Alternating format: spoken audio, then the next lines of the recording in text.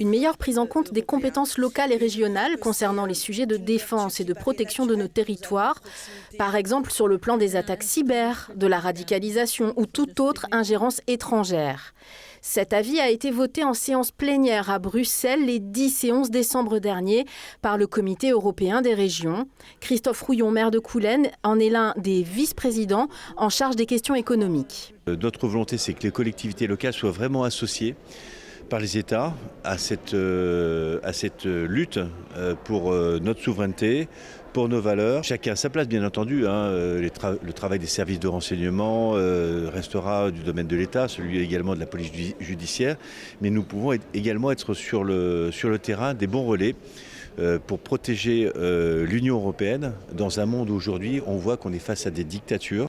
De manière plus large, le Comité européen des régions finance des investissements concrets en local. La politique de cohésion territoriale, qui est un concept un petit peu abstrait pour les citoyens, mais en fait cette politique, ce sont les subventions de l'Union européenne en direction des communes et des régions pour mettre en place tous les grands projets d'investissement, que ce soit dans le domaine du développement durable, dans le domaine de la mobilité. Ce sont des sommes considérables. Par exemple, pour la région des Pays de la Loire, c'est près de 500 millions d'euros sur 6 ans.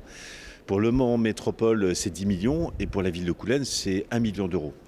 Lors de cette plénière, de nombreux débats ont porté sur le budget de l'Union européenne, mais aussi sur la manière dont les régions d'Europe peuvent préserver les démocraties.